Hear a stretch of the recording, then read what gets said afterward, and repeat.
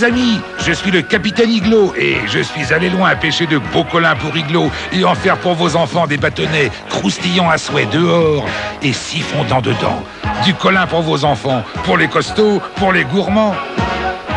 Les bâtonnets de collin Iglo, c'est la folie des enfants. Bâtonnets de collin Iglo, croustillants à souhait, la folie des enfants. Vaza, vaza, vaza, vaza, vaza, vas-y, vaza. Seigle, seigle, vaza, seigle, vas-y, vaza, vas-y, vaza.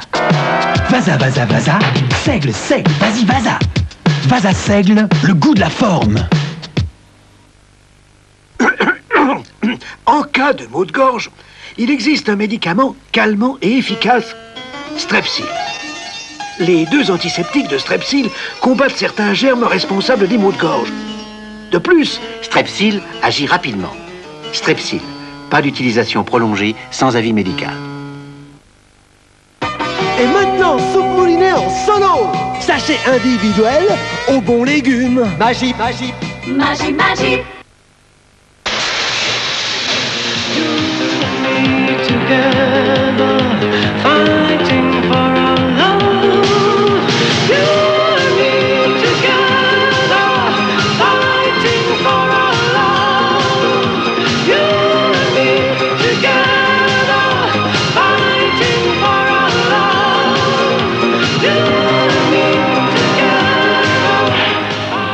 Peugeot 205, quel sacré numéro.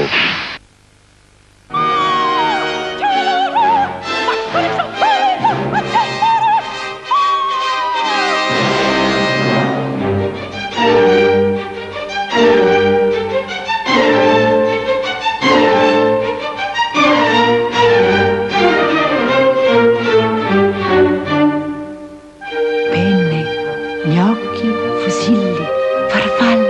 Je suis riche. Barilla, la collection préférée des Italiens.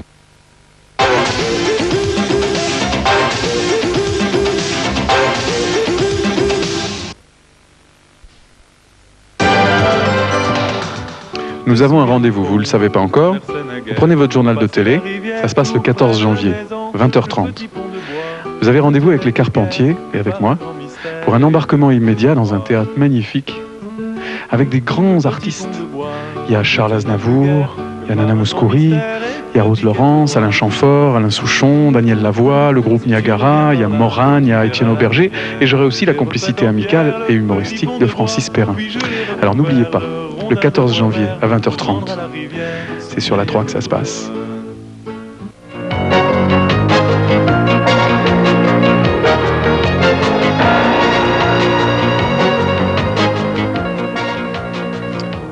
Un journaliste français enlevé à Beyrouth-Ouest ce matin, un otage de plus au Liban, enlèvement non revendiqué pour le moment. La vague de froid continue, comme chaque hiver, ses premières victimes sont les sans-abri, déjà une dizaine de morts en France. L'accord monétaire de Bruxelles, déjà menacé par la chute du dollar qui se poursuit. Jean-Claude Killy sera le patron des Jeux Olympiques de Savoie en 92. Après bien des hésitations, il vient de dire oui. Mesdames, Messieurs, bonsoir. Un otage français de plus au Liban. Et une fois encore, c'est un journaliste, Roger Hawk, 31 ans, correspondant de RTL et de la radio belge à Beyrouth. Il a été enlevé ce matin tout près de son domicile dans le secteur ouest de la capitale. Roger Hawk était l'un des derniers journalistes français à être resté en secteur musulman. Aucune organisation n'a revendiqué cet enlèvement pour le moment. Cela dit, plusieurs témoignages permettent de reconstituer la façon dont cela s'est déroulé. Francine Raymond. Roger Hawk, quelques minutes avant son enlèvement, avait assisté à une conférence de presse donnée par l'émissaire de l'archevêque de Canterbury dans un hôtel de Beyrouth-Ouest, Terry Waite. Arrivé hier dans la capitale libanaise avec l'espoir d'obtenir de nouvelles libérations d'otages occidentaux. Roger Hawk faisait partie de ce groupe de photographes. Après la conférence de presse, il passera prendre quelques affaires dans son appartement. Un de ses amis journalistes l'attendait en bas de son immeuble. Le type à la calache m'a pris par la veste, il m'a dit en anglais « suis-moi, suis-moi ». Et moi j'ai commencé à me débattre et j'ai vu Roger qui était de l'autre côté, qui était dans le hall de son immeuble, mais le hall de son immeuble ferme par une grille. Et il a vu, et je me débattais, je frappais le type qui avait une calache et je lui disais « sors pas, ne bouge pas, sors pas ». Et il n'a pas compris, je crois qu'il n'a pas compris ce qui s'est passé. parce que lui, il criait, il disait, mais qu'est-ce qui se passe, mais qu'est-ce que vous faites, qu'est-ce que vous faites? Et il est sorti, il a ouvert la grille, il est sorti à ce moment-là, l'autre type lui a mis le pistolet sur la tête, et j'ai vu qu'il se débattait aussi. Depuis 3 ans, Roger Hoc était à Beyrouth le correspondant d'RTL, du journal La Croix et de l'agence Gamma. Il ne voulait pas quitter le secteur musulman et se disait rassuré par les récentes libérations d'otages français, ce qui ne l'empêchait pas d'être conscient du danger. De plus en plus, on peut assimiler le métier de reporter à celui de diplomate. C'est-à-dire qu'on court de plus en plus des risques. Et, avant, on avait disons, l'habitude de chasser, d'être plutôt le chasseur, c'était surtout le reporter. Et aujourd'hui, c'est vrai qu'on devient un petit peu un gibier. Son enlèvement, visiblement, a été minutieusement préparé. Roger Hoc est désormais le 6e Français à être détenu en otage au Liban.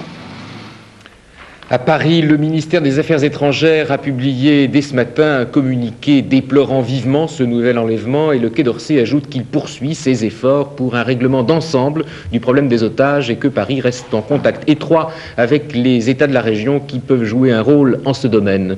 Ajoutons que hier, à Beyrouth, l'organisation des Opprimés sur Terre, un mouvement qui est proche des intégristes iraniens, a annoncé l'exécution d'un otage juif libanais, un otage qu'elle détenait depuis février 86. Le froid sur la France et sur toute l'Europe. Je ne peux hélas que vous confirmer ce que la météo nous répète depuis 48 heures. Il faut vraiment en prendre notre parti. Le froid va durer. On a encore battu un record la nuit dernière dans une zone proche de la frontière suisse qu'on surnomme, et on comprend pourquoi, la Petite Sibérie, moins 42. Il faut dire tout de même que les habitants de cette région sont habitués à ces extrémités. Émilie Rafoul. Beau mais froid. Ce décor de carte postale ensoleillée cache en fait une douce moyenne de moins 25 degrés pour ces derniers jours. Cela se passe en France, dans le Doubs, et le moins 42 degrés de cette nuit a tout simplement battu le record de froid pour l'Europe de l'Ouest tout entière. Catastrophe? Pas tant que ça. Chaque année c'est la même chose, et le village est paré pour le froid. Ici, pas de diesel, mais vive le mazout alpin, capable d'affronter jusqu'à moins 30 degrés. Bref, tout est prévu pour la rigueur, y compris les canalisations d'eau enfouies à 1,60 m sous le sol. Une infrastructure adaptée que beaucoup aujourd'hui doivent lui envier. On a battu des records. Il est certain que dans les dernières 48 heures, l'air froid qui a dévalé de l'Est sur la France a donné des températures de l'ordre de moins 12 à Paris. Et ces valeurs à Paris est absolument exceptionnelle. Est-ce que ce froid est également aussi exceptionnel, par exemple dans l'Est de la France où c'est descendu jusqu'à moins 20 ? Au niveau de l'Est de la France, il est certain que des températures de moins 20 sont quand même assez fréquentes et que le froid dans ces régions peut être qualifié de moins exceptionnel que sur la région parisienne ou a fortiori sur la région de Marseille où là, la température de moins 10 qui a été atteinte était vraiment exceptionnelle.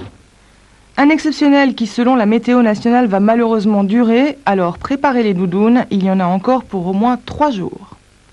Alors et pour demain, si nous regardons un peu plus en détail ce qu'on nous prévoit, la météo annonce encore de la neige un peu partout, mais en particulier sur les Alpes du Sud où elle tombera en abondance. Attention aussi aux pluies verglaçantes près de la côte méditerranéenne.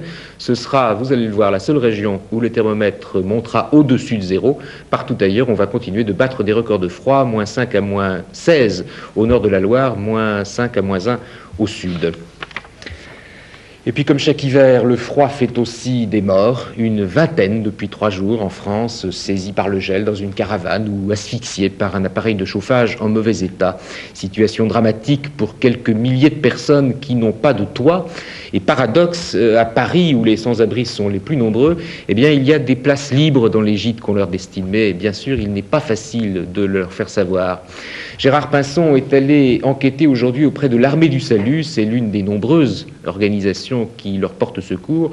Et il s'est rendu compte que parmi ces sans-abri, tous ne ressemblent pas à l'image traditionnelle du clochard, bien loin de là. Quand on a fait quelque chose avant ou quelqu'un, qu'on a eu quelque chose pour tout le monde, c'est dur de tendre la main, de dire t'as pas 100 balles, t'as pas ci, t'as pas ça. Il faut quelqu'un qui nous aide, mais vraiment bien. Je sais pas moi, une aide. Comment par exemple? Je sais pas moi, nous, par exemple, de prendre un mec en main et de le suivre. Moi j'ai remarqué que le clochard parfait, le vrai clochard, il est plus aidé que nous, comme on est jeune. Parce qu'on dit que vous êtes jeune, vous pouvez vous démerder. Ça c'est pas vrai ça. Au centre lariboisière de l'Armée du Salut, ce ne sont pas les vieux clochards qui tout à l'heure étaient les plus nombreux. Ici, ce soir, 400 repas chauds ont été servis sur présentation d'une carte d'hébergement. 20 jours logés nourris, c'est tout ce que peut assurer l'armée du salut aux sans-abri, 35 jours dans les situations les plus dramatiques. Encore faut-il préciser que les hommes sont beaucoup mieux lotis que les femmes et les enfants, qui doivent chercher ailleurs le gîte et le couvert. Si la demande est considérable, toujours est-il que la nuit dernière, sur tout Paris, 231 places sont restées inoccupées. Gageons que ce soir, elles ne le seront plus. Ce centre de la Rivoisière a reçu en début de soirée la visite de celui qui, au gouvernement, incarne la lutte contre la précarité et la pauvreté. Heureusement qu'on a ça. Très franchement, l'État n'est pas démuni. L'État est là, il est présent à côté de l'armée du salut. Hier, il était avec les restaurants du cœur. Nous sommes là pour vérifier que le dispositif qui a été mis en place depuis maintenant 2 mois fonctionne bien. Nous avons assuré l'armée du salut, comme les autres associations caritatives, que nous suivrons leurs besoins par des crédits financiers nouveaux si c'était nécessaire. Ce que nous faisons, nous ne le faisons pas pour plaire au ministre, encore que c'est heureux, si ça joue, comme disent nos amis suisses, c'est bien. Mais notre seul but, est d'apporter le réconfort et un toit à tous ceux qui sont dehors. Et le ministre semble prêt à vous donner de l'argent. Nous avons même l'assurance que le ministère nous suivra et paiera l'entretien de ces gens, en tout cas toute la durée de l'hiver. Il nous l'a assuré. L'aide financière de l'État ne sera bien sûr jamais superflue. Dès demain, l'armée du salut, par exemple, examinera 2 nouvelles possibilités d'hébergement. 150 lits dans une annexe de l'hôpital Pitié-Salpêtrière, ainsi que l'aménagement d'un couloir de métro place d'Italie. Cette nuit, en effet, seules 2 stations, Mabillon et Sentier, resteront ouvertes pour ceux qui, à Paris, n'auront pas trouvé place dans les 5000 lits d'urgence mis à la disposition des plus démunis cet hiver. Dans le Calvados, où le thermomètre descend jusqu'à -15 depuis plusieurs nuits, une centaine de gendarmes fouillent les environs de Saint-Pierre-sur-Dive. Ils essayent de retrouver un petit garçon de 8 ans et demi qui a fait une fugue parce qu'il avait de mauvaises notes. Il a disparu samedi. On a utilisé aujourd'hui des chiens policiers et un hélicoptère pour essayer de le retrouver, mais jusqu'ici en vain. Et puis le froid inspire également beaucoup de craintes aux responsables d'électricité. Consommation électrique. Heureusement, les centrales qui étaient tombées en panne hier à cause du froid ont été remises en route et EDF assure qu'elle peut faire face à la situation. Les grèves, en tout cas, n'entraîneront pas de coupure de courant. La CGT, qui est seule à poursuivre le mouvement désormais à EDF, s'y est engagée. À propos des grèves, je vous demande pardon. C'est le froid. À propos des grèves dans les transports, la situation s'améliore également. Moins de perturbations aujourd'hui dans le métro et les autobus de la région parisienne. Quant à la SNCF, la reprise s'y poursuit. Samuel Costa. Pour demain, la direction de la SNCF prévoit un trafic normal sur les grandes lignes, sauf dans le sud-ouest, l'Aquitaine et Midi-Pyrénées, où le trafic devrait avoisiner les 70%.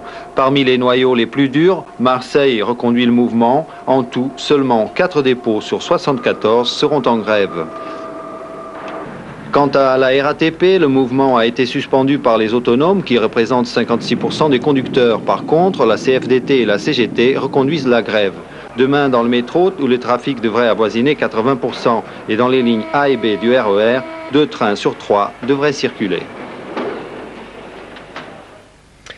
La tempête continue sur les marchés monétaires. 48 heures après l'accord conclu à Bruxelles, on a déjà des doutes sur son efficacité. Il était destiné en effet à freiner l'afflux sur le Deutsche Mark. Eh bien, le Deutsche Mark continue de grimper, Henri Loret. Oui, on a constaté aujourd'hui 2 faits, n'est-ce pas? D'une part, que le dollar restait très affaibli, d'autre part, que la spéculation sur le mark ne désarmait pas. La conséquence, c'est évidemment que le réaménagement du week-end dernier paraît d'ores et déjà bien fragile. 2 hypothèses cependant. Ou bien la concertation internationale entre les grandes banques centrales occidentales revient à l'ordre du jour, et dans ce cas, les autorités monétaires ont les moyens, trébuchants et sonnants, de faire respecter les nouvelles règles du jeu. Pour cela, il faudrait aussi notamment que les Allemands y mettent un peu du leur, qu'ils détendent particulièrement leur politique de taux d'intérêt. Ou bien, comme on a cru le discerner ces derniers temps, eh bien, les grands pays industriels ne parlent plus tout à fait le même langage, et dans ce cas, le système monétaire européen aura du mal, à l'heure actuelle, à s'en sortir. Vous voulez dire que c'est un système désuet, qu'il faudrait trouver autre chose? Écoutez, en toute hypothèse, à l'heure actuelle, le SME n'est plus tout à fait adapté à la situation. C'était d'ailleurs l'une des objections, d'une revendication française formulée par Édouard Balladur à ses partenaires allemands. Le rôle du SME, c'est de permettre aux monnaies européennes de se situer les unes par rapport aux autres de façon ordonnée. Dans un contexte où la crise du dollar s'amplifie, eh bien la mécanique est en train de se gripper. Comme on voit mal l'Allemagne réagir avant ses prochaines élections, eh bien il faudra être très vigilant si on veut éviter une implosion du système, ou bien, à défaut, dépenser des milliards et des milliards pour faire respecter les accords de Bruxelles. Merci Henri. Ajoutons que ce réaménagement monétaire a de quoi inquiéter les agriculteurs français. Ils craignent de voir revenir les fameux montants compensatoires monétaires négatifs. Le terme n'est pas élégant et bien obscur, mais le contenu est plus simple. C'est une façon de pénaliser les pays qui ont une monnaie faible. Un comité spécial se réunit demain à Bruxelles pour calculer le montant de ces fameux MCM. La FNSEA a déjà prévenu qu'elle s'opposerait de toutes ses forces au rétablissement de ces taxes à l'exportation. L'explication de nos confrères de FR3 Rennes. En principe, l'établissement des MCM est automatique après tout réajustement monétaire. Ils permettent de limiter sur les prix agricoles les effets du changement de parité. Premier exemple à risque, le porc. Pour un pays à monnaie faible, ces MCM jouent comme une taxe à l'exportation. En revanche, ils avantagent les pays à monnaie forte. Ainsi, les Pays-Bas pourraient donc saisir cette opportunité pour développer leur vente de porcins en France. Cela n'arrangerait pas le cours du porc français, 9,06 francs hier à l'Oudéac, et certainement encore en baisse les prochaines semaines. Deuxième exemple, les œufs, les volailles, la viande bovine, là aussi, le retour des MCM négatifs affaiblirait davantage la production française. François Guillaume va donc tenter d'obtenir de ses partenaires européens la suppression de ces MCM négatifs. Un tel accord avait été arraché en avril dernier après la dévaluation du franc. Pour être complet sur ce chapitre des monnaies et de ses conséquences, un coup d'œil comme chaque soir sur l'état des marchés avec Henri Loret. Bien, pendant que le dollar perdait encore du terrain, on a observé la nouvelle progression du Deutsche Mark qui a coté plus de 3,34 francs dans les échanges entre banques à Paris.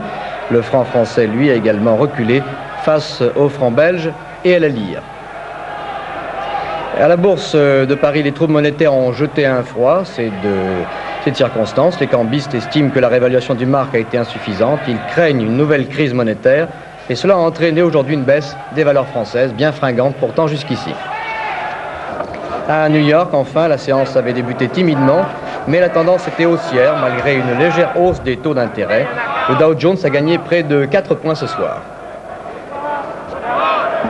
Au Tchad, une nouvelle offensive libyenne dans la région de Zouar, à l'extrême nord-ouest du pays. On pense que ce pourrait être le prélude à une contre-offensive plus générale des troupes du colonel Kadhafi dans le Tibesti.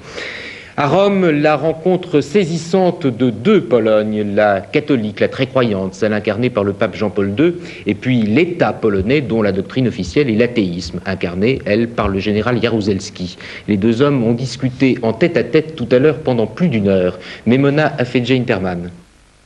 L'image officielle est purement anecdotique, celle des cadeaux de Jaruzelski, un tableau et des disques de Chopin. En revanche, pas de poignée de main télévisée après 70 minutes de discussion que le pape avait qualifiée d'historique avant qu'elle n'ait lieu. Des entretiens sérieux, clairs, approfondis, dit le Saint-Siège. Une rencontre dont le numéro 1 polonais pourra toujours tirer profit. Il a gagné par cette visite un argument important vis-à-vis de ses compatriotes. Il dira précisément qu'il peut être reçu partout, y compris au Vatican. Mais je crois qu'il a gagné quelque chose de plus important dont on parle très peu. Il a gagné le statut d'un interlocuteur privilégié auprès du pape de la part des soviétiques, c'est le seul dirigeant est-européen à être reçu aussi souvent, à être reçu par Jean-Paul II, et peut-être à l'avenir, il pourra présenter des dossiers litigieux à Jean-Paul II dans les négociations diverses, dont par exemple celui de la succession du primat de Hongrie ou celui de la nomination des évêques tchécoslovaques. De facto, la normalisation à la polonaise aurait reçu la bénédiction du pape? Non, je ne le crois pas. Je crois que le pape a manifesté une sorte de sagesse géopolitique en recevant le général Jaruzelski, et il sait très bien que les délais à l'émancipation de la société polonaise se sont considérablement allongés et qu'actuellement nous sommes dans une sorte de petite stabilisation, petite normalisation, où le pouvoir est entre les mains du général Jaruzelski et non pas entre les mains de l'opposition politique, mais qui